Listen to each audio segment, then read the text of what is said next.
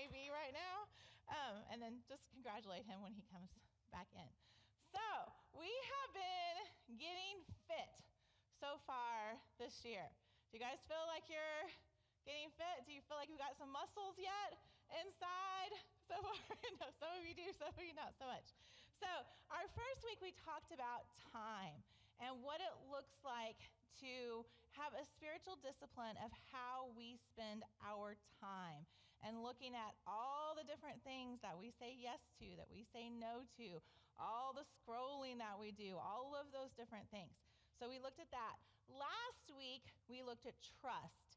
And we talked about our relationships and what relationships bring us closer to God and make us feel more healthy spiritually, and what relationships pull us away from that.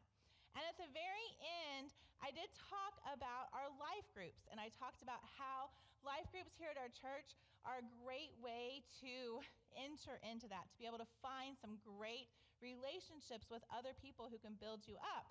And not giving myself credit or anything, not giving God credit, but we had 5 new people over this past week that joined life groups. So I just think that's so exciting because, like we always say, Sunday morning is when we get together and we celebrate everything that has happened throughout the week.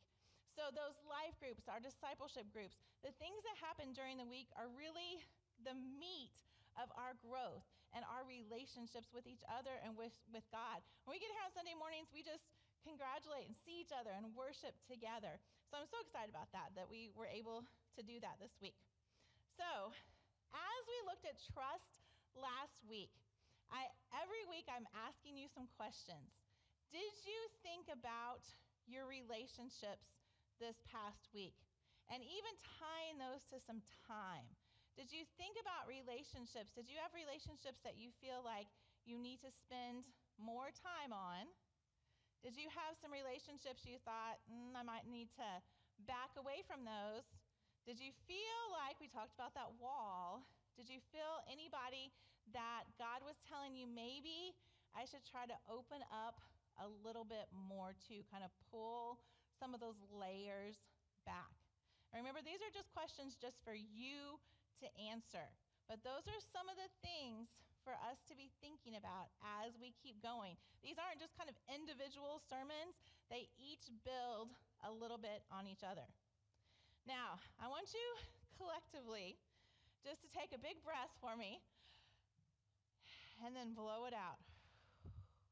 Because today we are going to talk about a topic that might make some of you feel uncomfortable, might make some of you feel bad, might make some of you feel great. It just depends on where you're at in your walk. We are going to be talking about our temple today. Now, you might not know what I mean by that.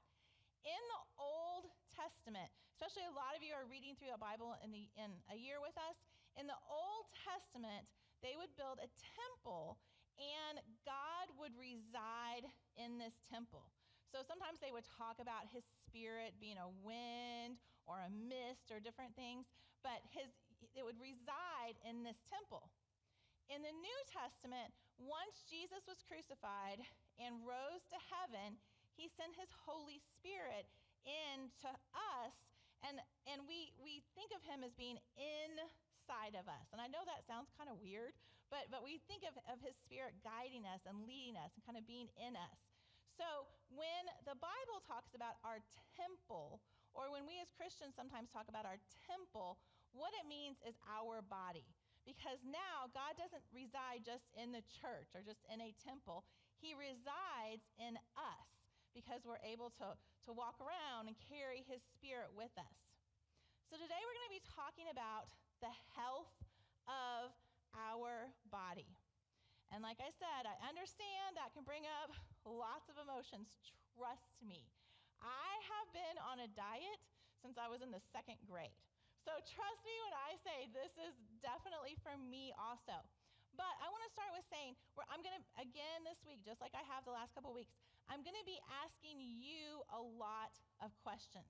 These are personal questions to you. These aren't questions you can answer even for your spouse or for someone else around you. They're questions that you have to think about yourself. when we're talking about health, what I want to make sure that I'm not saying is I'm not talking about getting skinny or a quick diet or we're going to be on a magazine somewhere or anything like that. That's not what I'm talking about. We're going to be talking about physical health. We're going to be talking about spiritual health, and we're going to be talking about mental health today. So all of those things. So there are different things in our life that make us feel healthy. The way I look at things, the way I feel inside are going to be completely different than it is for someone else. So I have some questions. And first of all, especially this first question, and because I am the way I am, and I know how some of you will answer these, I want you to give yourself grace today. I want you to see yourself as how much God loves you, that you are His creation. So no matter what your body looks like, no matter how hard it is to breathe going upstairs sometimes, no matter any of those things, you are loved just the way you are.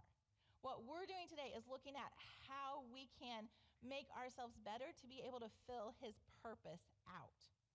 So our first question, what are some descriptive words that come to mind when you look in the mirror and with integrity, and that's what I mean, that you're thinking about, that you are a beautiful child of God, that you can say about your current physical and spiritual and mental health when you're looking? What are some words that you would use to describe those three areas if you would just look in the mirror, those three areas in your life? I just want you to take a minute and think about that. And we're not going to give negative self-talk we're going to just say things, how do you see when you look in the mirror? How would you describe that? Okay, now after you're thinking about that, now what descriptive words would you like to be able to use when you look at yourself and think about your physical, spiritual, and mental health? How would you like to be able to talk about yourself or describe that?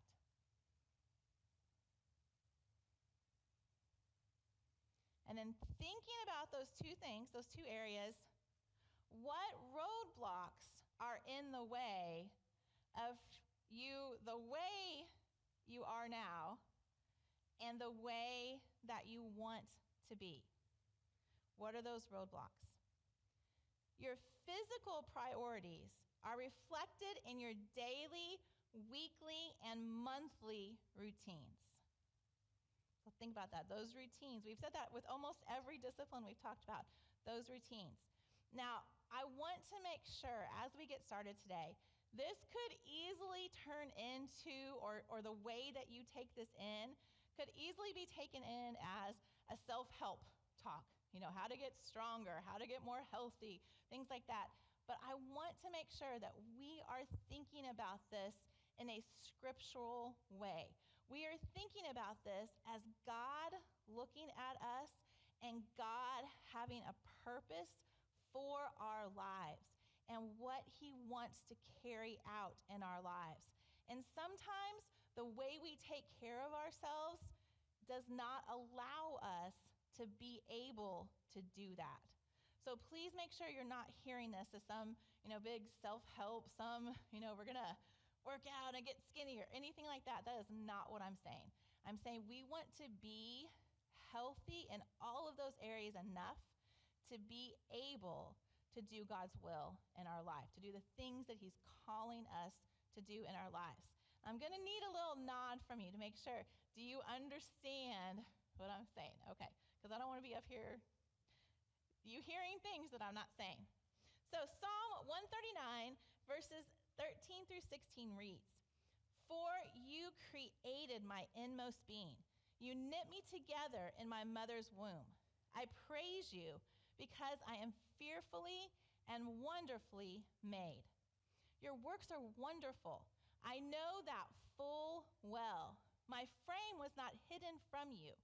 I was made in the secret place, when I was woven together in the depths of the earth. Your eyes saw my unformed body. All the days ordained for me were written in your book before one of them came to be. We are God's creation. He created us in the way that he wants us to be. He gave us the bodies we have. He gave us the minds we have. He gave us the personalities that we have for a reason, for his purpose.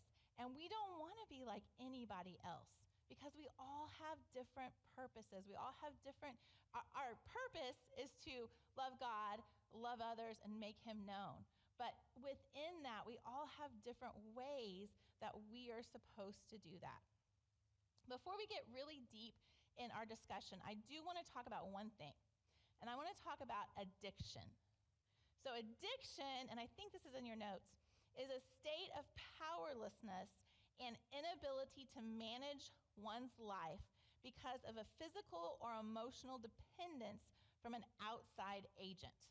So sometimes whenever we think about addictions, we think about drugs or we think about alcohol, but really it could be an addiction to anything that is outside of us that makes us feel better.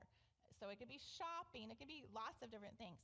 And sometimes that addiction comes from an inability to measure up to what we think society wants us to be. So we're trying to, maybe you have a shopping addiction because you want to be as good, have all the things that your friends have. Sometimes, especially, we were just talking about this morning about the 80s. Sometimes in today's culture, everything moves so fast that sometimes it's hard for us to take a breath and be able to catch up. So sometimes those addictions come as something we rely on just to be able to give us time to breathe. Work sometimes is uncertain. We're worried and we have things that are going on and we're not sure what's going to happen. So we fall into those addictions. We have relationships that are just dysfunctional and have bad things happen. And so we fall into those addictions because of that. So what we are talking about today and the way that we're going to be talking about our physical health, our spiritual health, and our mental health, we are not going to be talking about addictions because addictions is something much deeper than we can talk about on a Sunday morning. But I do want to say, if you know you have an addiction, if you see that coming out, the first thing to do is tell somebody about that. Tell somebody here about that. Tell one of our staff about that so we can get you the help that you need for that. Because what I'm going to say today is not going to be able to dig deep enough in the short time we're talking today to really hit that addiction. But if you do not get help for that or tell somebody about that, it's going to get deeper and deeper and deeper. And the things we talk about aren't going to be any way able to be able to experience any of this freedom and this joy from that. Philippians 4:11 through 13 reads, I'm not saying this because I am in need. Now this is Paul talking. For I have learned to be content whatever the circumstances. I know what it is to be in need. I know what it is to have plenty. I have learned the secret of being content in any and every situation, whether well-fed or hungry, whether living in plenty or in want. I can do all this through him who gives me strength. And Paul was writing this while he's in prison. And so he doesn't have anything. So he's saying the key to everything we are going to be talking about today is just being content with what Christ has given us and be able to live in that. So we're going to look at just a few ways that we can find balance in our lives, that we can find that health, that healthy balance in our lives. And the very first one is to rest your body. I'm going to say that one more time. Rest your body. Now, I even hear some giggles because for some of you, this might sound like a joke. And I talked about this, I think, when we talked about time. I am well aware that I am in a completely different stage of life. I have 3 children who are all either in college or out of the house. My husband kind of does his own thing. I don't even have to cook for him usually. So I can I can take a nap as soon as I come home from work and not wake up till the next morning. I understand that my life is different. But I also understand that God commands us to rest our bodies. So he can't tell us to do something if we do not have the ability to do that. So I want to just talk about some general things we can do, because depending on your season of life, the way you are able to rest, the things that you are able to do or not do are going to look completely different. And that's just honestly, that's just life. That's just the way it is. But if we are really honest with ourselves, even if we have a whole bunch of kids running around, or we have a night job, or we have different things that we say, oh, I can't ever get sleep. We do a lot of things during times that we could be sleeping. We do extra things. So yes, it may be harder, but if this isn't a priority that God has told us to do, then we can find that time in our lives to be able to do that. So the first thing, consider some ways that you can simplify your life. Because rest, when we first think about rest, I personally just think about sleeping. But rest doesn't always mean taking a nap. It can, but it doesn't always mean taking a nap. Sometimes rest just means a breath. It just means having some time that you're not everywhere, that your mind isn't going everywhere, that your body isn't going everywhere, that you just have a minute to breathe. So, what are some ways that we can rest, that we can kind of make our lifestyle a little bit more simple? First of all, you can declutter your life, your area that you're at. I know, and this is from Grace, who is at school today, but one of the things that we learned, especially when we had younger kids, and I know that this is not good for the environment, so I'm really sorry for all of that, but paper, plates, and plastic utensils are where it's at. Because that you have all of that stuff, and every time Grace comes home, because she's our dishwasher, she makes us use paper plates and things. So that, and I know that sounds really silly, especially, at a church, but that's something that's so easy that, that helps declutter that, oh my gosh, I have to do the dishes again. Just put them on some paper plates. Nobody cares. And, and throw them in the trash. And then maybe recycle if we can. We'll figure that out. But that's just one simple way. So think about your space. How can you declutter our space? I probably don't need as many books as I have. And let me tell you, that stabs me in the heart. But I got rid of quite a few. Your kids don't need all the toys that they have. You don't need all the clothes that you have. All of those things that take up all of that time. Do you need those? Because if they're in your life and stressing your life out because of the things that you have to do with them, then they're not worth it. I remember, I don't even have this in my notes, but I remember, it was a lot, like maybe 2010, I can't remember. But for a little while, we were getting ready to move back from Oklahoma to Indiana, and the people that were going to move into our house were our friends and needed to move in just a couple months before we were able to move out. So we actually, all 5 of us, our dog and my mother, my mother, moved into a fifth wheel camper. And it was ridiculous. Like, we had most of our stuff was in storage. So we just had all of us, and our dog was pretty big in this fifth wheel. And it sounds so crazy, but it was glorious. Like, we definitely had to use paper, things.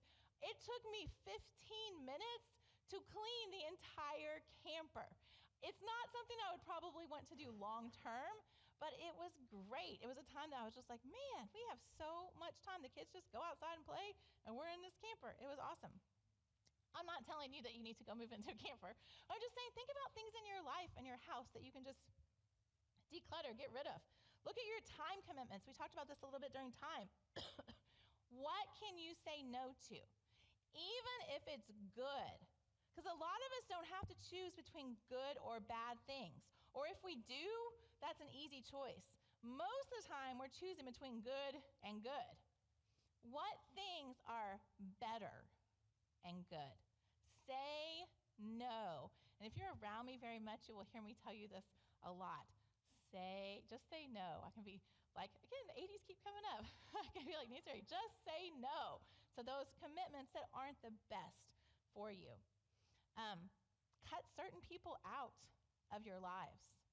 It doesn't mean that you hate them. It doesn't mean that you talk about them. It just means if there are people in your life that do not give you rest, that make your head spin all of the time, as much as you can. Now, we still love everyone. So I'm not telling you to be mean, to be any of those things, but put some boundaries up. You know those people instantly, some of those people came to your mind. Who are some people in your life that you might need to set some boundaries with so they don't cause you all of that stress and pain? I don't even have mine up here. Put your phone down. And I'm talking to myself too. Put your phone down. There are so many times that you could be doing something so much better. And especially in the last few years, when you get on social media, it's just a bunch of people yapping at each other. And TikTok this week, it was just crazy. Like, it's just people being crazy everywhere. I don't know if you guys are on that, but that can stress you too. And I will gonna stand on my soapbox for a minute. I talked about this morning at our board meeting. If you have an Apple Watch, I'm just gonna tell you, throw it away. I hate Apple Watches so much. I have somebody to testify for you, because with your phone, you can put your phone down. You can put your phone away. You can, turn it whatever. But when you have that watch all the time, this is how I am whenever I'm out to eat with somebody or I do something and we're talking and they're like, boop, boop, boop, boop. I'm like, hello, I'm right here. That watch causes all of those things to instantly interrupt everything that you're doing all of the time. So I'm coming back. That's just a Christy Hurt extra for you, but that is not necessarily biblical. But I think that is just something that just comes. I don't like them, and they bother me. So put your phone down, get rid of your Apple Watches, and then think about your schedule. Follow a schedule that is more conducive to a balanced life. For some of us, get up at 4:30 in the morning, and that works for you, and you go to bed early. Some of you could never keep that up, and so you stay up later, but you've gotten up later. Think about your work. All of us, most of us, care greatly about our work. But have time to go away from your work. Keep that schedule. Have time to be able to not have that consume you. Get the sleep your body needs. Rest is much more than sleep, but it is sleep. So get the sleep that your body needs. I've been trying to, one of my things since the new year is trying to get 8 hours of sleep every night. And Mark will go to bed sometimes, and I'll just be sitting on the couch, exhausted, scrolling on TikTok. And he'll text me, because, we text in the house. We don't, talk over the house. He'll text me and say, are you ever coming to bed? Oh, yeah, just give me a few more minutes. And it's ridiculous. I'm so tired. What I'm watching is stupid, has no point to it at all. But I'm just sitting there because I'm trying to talk myself into getting up and going to bed. Just go to bed. It's like, it's nice to get to go to sleep. Like, if you have the ability to be able to do that, just go to sleep, get some sleep. And the last one in this section is just practice Sabbath rhythms. So God gave us the idea of working 6 days, just like he did for creation. He created for 6 days, and then he rested for 1 day. And that is how we are made. We are made to work hard for those 6 days and to Sabbath for 1 day. I know that I am very lucky because in my job, I work Monday through Thursday, Saturday, and Sunday. And I'm able to take the whole day Friday as my Sabbath. I know some of you with your work schedules, maybe you only have Saturday and Sunday off, so you have to, do other things. I understand sometimes that whole day, depending on the season you're in, is just not a possible thing that you can do. But during that time, take 3 hours. Take some time that you can be alone with God. And one of the things I've really learned is, and I'm trying to change my language, I used to call Fridays our day off. And even within our staff, when we talk about that, we used to call it our day off. And I'm really trying to switch that language to our Sabbath, because it's not just a day off. Because a day off could be sitting in front of Netflix and binging a show all day. And maybe I need that day. Maybe I need to not think about things. But a real Sabbath is rest for our soul. So it's doing something that gets us closer to God, maybe going on a walk, looking at his creation. For me, it's reading. I love to read, and so it's reading scripture, but also just reading books. I'm trying to read a few more non-murder books, a few more spiritual books. So reading some things, but things that really fill your soul. So try to do that. Try to take, even if it's just a few hours, 1 day a week, try to schedule that in. Okay, so first we're going to rest. And that's honestly the biggest thing that we're going to do, because I think for our culture right now, that's the hardest for us to do, is to rest, because we try to fill every single minute of our day with everything that we can. So with that rest, then we're going to replenish our body. Now, we obviously have to have food and drink to be able to function. We need those calories. We need all those nutrients to be able to function. But think about what you're putting in your body. And like I said, I am not here to guilt anybody. Trust me, I'm not here to guilt anybody. But when we start thinking about that, I've been reading a lot about just, honestly, just kind of the things, whole foods, but in a spiritual way, what God has made for us, because that's what we were created to consume, is the things that God made for us. And that's why those things make us feel better, is because that's what we were created for. So sometimes if you can't sleep, or you're feeling bad all the time, or you're just groggy, or you're in a bad mood, look at what you're putting in your body and try to figure out, man, I can't even read half those things that it says that I'm putting in my body. That might not be the best thing. So think about that. Practice good self-care. And this is just, this seems simple to us, but go to the doctor. And I know insurance and I know all of those things are hard, but try to find a way. If you're sick, go to the doctor. I know that, especially like people maybe a little bit older than me or my age, it's like, yeah, we can tough it out. We're not going to go to the doctor. Go to the doctor. Get some medicine if you need some medicine. Like, help take care of that. Go to the dentist. Take your medicine if you need some medicine. And then think about the things that you're putting into your mind.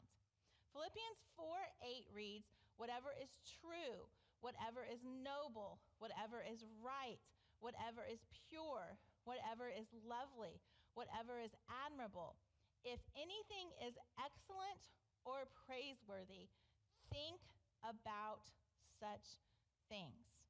So as you consume different things into your mind, do they fit that? Are those things that you're putting in? Think about your social media. Maybe you need to drop social media, or maybe you just need to unfollow some people, unfollow some groups, unfollow things that do not put those things into your life that cause that stress. What are you watching?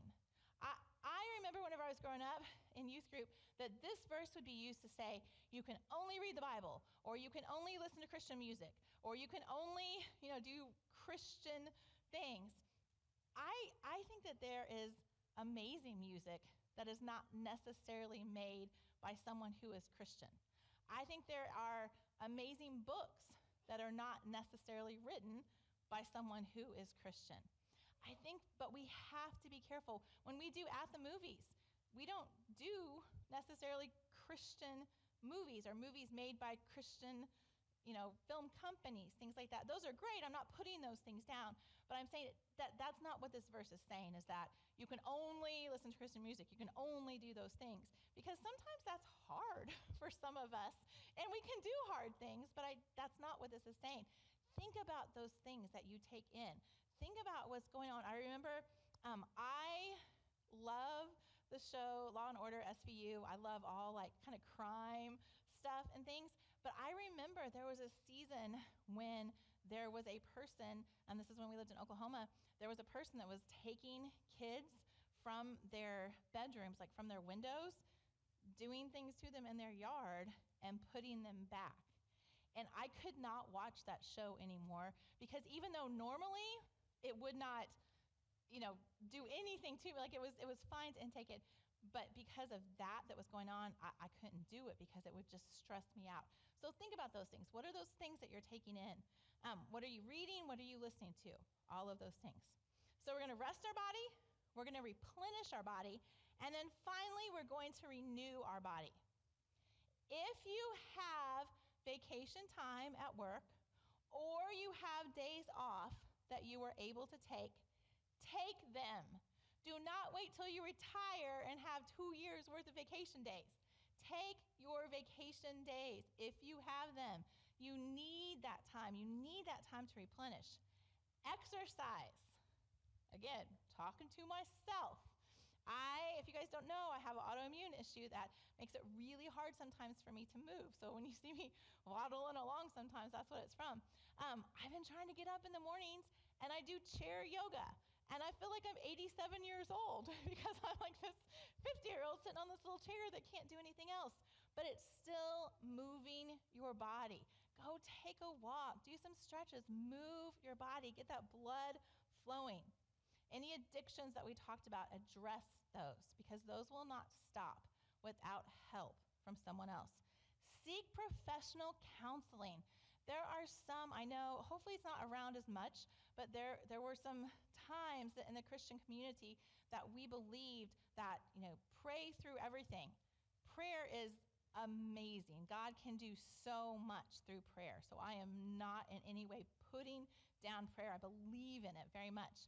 But I also believe that God gave counselors a great mind and learned how to talk to people and learned how to talk them through things.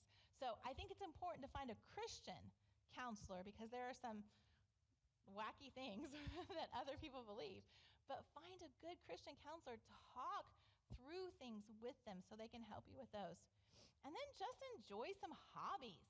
Be able to do things. If you guys know Pastor Stacy, she is not good at resting. She's not good at doing some of these things. So I think it's probably maybe 2 years ago, right around the time she started, Mark talked to her about hobbying. So she is addicted to pickleball. Anytime that she can play, she plays pickleball, and we make her. We can tell when she gets stressed out, and we're like, go play some pickleball. So I'm ready to go play. So if you have those hobbies, take some time and do those hobbies. I mean, it can be, I like to do the little diamond paintings that I got from some of my friends. It doesn't have to be anything that gives anything to the world. Like, it's just for you to have that time just to replenish to renew yourself. So we're going to rest, we are going to replenish, and we are going to renew our bodies. Now, if we could have Ronnie is going to come up for us, and you brought it. Okay, good. I texted him, did good to you. So if you guys don't know Ronnie, Bridget was going to be with him today, but one of their twins is sick today. So she, it doesn't matter, whichever side you want to go. Okay. Both Bridget and Ronnie, if you're familiar with them, they have been here for like 9 years, almost since we started. And they have a set of 1-year-old twins, and they have, is Camilla 4? Or she, okay, I can't remember when her birthday was. And Camilla's 4. So they don't have a lot of time. They both run their own businesses. Bridget actually has 2 businesses now. So they are people who do not have a lot of time. But over the last couple years, I have really seen Ronnie and Bridget both just take after this idea of physical health, mental health, spiritual health, and really looking at that. So kind of how we had Chelsea come up a couple weeks ago, I just wanted to talk to Ronnie and just ask him some questions because I want you to know that you can do this. If Ronnie and Bridget with their little kids and all their businesses and all their chickens too, all of their stuff, then you can do this too. So I want to give some practical ways. So Ronnie, first, what is your current spiritual practice and exercise? If you have to hold it real tight. Yeah, There you go. yeah. Can you hear me? Okay. I'm not much of a public speaker, so bear with me. I get nervous in these situations, but my spiritual practice and exercise, I have my notes, and of course I left them at the seat. So I guess I'll kind of just tell you what I do. I wake up each day and get after it, do 30 minutes a day. It took a year or better to get to that point, but essentially I found I am a more likable person, even like for myself, definitely for my family, whether it's the endorphins or just getting that time alone in the morning. But I'd say so I found like that's my daily time where I can bounce things off of God, kind of. We're actually reading about Genesis right now in our discipleship group, but where he changes his name to Israel. Jacob, I believe, is wrestling with God, and that's my chance to wrestle and yell at him. And anytime I talk about anything emotional, I get emotional, so bear with me. But I'd say that's what it is. It's just a daily time to kind of chisel at myself and be alone with God and my thoughts. Yeah. And so you said like you do that every day. So it's a priority. It's a kind of just now part of your every day. Before I started, I was just feeling. I use the word old, and that doesn't mean a number, but just I felt like uncomfortable getting off the floor. Felt like my life was ending, and just slowly, of course, this gradual decline, and started moving. Realized like those were my best days, and for me, I mean, we'll get to the rest, but I don't like off days. I found that life, even in its busy moments, adding the 30 minutes every day, like the days are better days, and so yeah. And if you didn't notice, he said at the beginning that he didn't start with 30 minutes. It's something that he built up to. So don't think that, tomorrow I'm going to get up at 4 o'clock and I'm going to be going to kind of. My goal was 3 to 4 days a week, and then eventually just work to every day I do something. Yeah. So. Okay, so what is your current spiritual practice when it comes to nutrition and kind of what you put in? Yeah, that was a little bigger for me. Nutrition's always kind of tough. I'm a nighttime snacker naturally. I just want to put the kids to bed, sit down and eat in front of the TV. But every morning I'd wake up just feeling like garbage. And you don't think it's the food you ate, but just I found that I wasn't eating well. I was eating a lot of processed foods. So I try to focus on whole foods, foods that God has actually created, things that don't necessarily have an ingredient list. But more or less, I just try to put things in me that's going to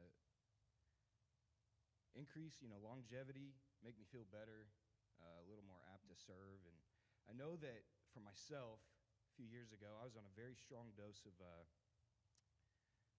omeprazole, Prilosec, I think is what it's called. A very strong dose from a general physician who had no business prescribing that to me. I was on just high stress, high anxiety, a lot of stomach acid, and went and got a scope done. Turns out I was completely healthy. It was all just introspective stress, self-created, eating bad, worrying. And once I kind of had that epiphany, like, wow, and I realized, like, if I can get out of my headspace, not only do I feel better, I'm not worried about it as much, and I'm a little more apt to help others as well as be better person to be around. I was just depressed all the time and honestly had no time to give anybody else. I was so worried about what was happening inside and how I felt that we actually just talked about it yesterday, Bridget and I, that it's like I can't remember the last time I was worried I was going to die, but it's because of consistency and getting out of my headspace that, like, I've realized, like, I'm actually able to serve others now instead of just worrying about myself. So, And then your last question, what is your current spiritual practice in relation to rest and renewal of your body? Well, the actual practice, I would say, isn't completely there. As I said, I do something every day, but I do have my schedule, and like certain cardio days, I choose like a run, and as you said, a walk. Just anything like where I found that those moments where I don't have to think, like counting numbers on sets, um, posture, form, things like that, that I can just actually go out and one foot in front of the other is the best time I have. Like yesterday, um, actually just had a moment with God walking out in the cold, and he reminded me to bring that up at this point. It's like, no, I don't rest, and I do need to slow down, but I don't necessarily think for myself that I need to stop moving to call that rest. I didn't move for a very long time, and what I do find as rest is, yes, getting away, like getting up at 4:30 to get that done rather than feeding the kids and then they're all inside while I'm outside trying to get it done. Just kind of having that moment to actually clear my mind that's my practice, I would say, is cardio days. Okay. So. And I like how you said that, because most of us wouldn't think rest is going for a run, but that rests your mind. So it's not just rest of like taking a nap. It's just that rest of being able to do that. Good. Anything else that you wanted to share? No. I'm sure I had more. There was a couple of verses that I'd actually looked up, but yeah, I mean, I just when it comes to nutrition and work, it's all just to kind of set myself up better. One, for my family. They don't deserve who I am when I don't have good days, and but everybody else. And there was one other question. Yeah, it was about how you kind of answered about how your physical health relates to your spiritual health. Yeah, well, in starting this discipleship class, that's what came to mind with that question. When Mark first asked me prior to Christmas, hey, we're going to do this Bible in a year thing, of course, I wanted to say no. It's like, how am I going to commit to something a day, every day for a year? And it's like, well, the Lord instantly showed me, like, you've done this for 30 minutes, and it at some point it shifts from have to get to. It really does. I was on the other side where, it seems impossible to start and seems like such a far road to get to where I am today, but it's just one foot in front of the other. So, in terms of that, my physical showed me I was capable of actually committing to reading every day, and it just pushes me to be more disciplined in every aspect of my life. But I'd say that's the one I'm most proud of right now. 25 days and 6. I've got to do today still, so 26 days will be today. But yeah, to be honest, been in church my whole life, and this is the most consecutive I've read the Bible, and so it's going well. Yeah, that's good. Okay, that's all good. Thank you so much, Ronnie. We very much appreciate that. So hopefully that helps, just seeing somebody else that is doing this and is able to do it. And it's not, obviously not perfect or anything, but just working at it each day. So I have a few questions that I just want you to think about over this next week. What are the ways that you are resting, replenishing, and renewing your own body, your own heart, and your own mind? What are ways that you are, or what are ways that you can do that? Which aspect do you think needs the most attention right now? For me personally, I was reading the Bible every day. I was doing that part of it, but Ronnie and Bridget inspired me. I am now exercising every day and thinking about the food that I'm putting in. So what part of that do you really just sticks out the most to you? And how can we encourage each other and provide accountability to each other? Because I know it's kind of weird, because this is what happens.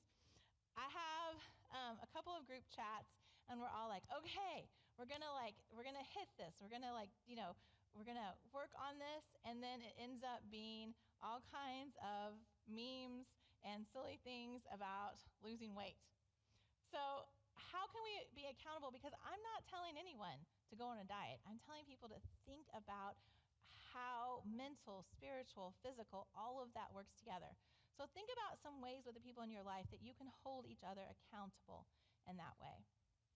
If you would bow your heads, I have a prayer that I'm going to pray over you, and it's actually in your bulletin today, so you can read along if you want to, or you can just listen. But this is just something I want us to kind of pray throughout this week. Lord, help me to care for my body in ways that honor you. The fact that my body serves as a temple for the Holy Spirit is staggering to consider. I want to feed, clothe, and care for this body in ways that please you and reflect your priorities for my daily life. By your grace and for your glory, give me godly discipline to provide all that my body needs, but not all that it wants. Give me wisdom and understanding beyond what I have had to date, and guide me into a future that invigorates and energizes my body toward your loving purpose. Have your way in me, O Lord. In the name of the Father, the Son, and the Holy Spirit, we love you so much. In your name, amen.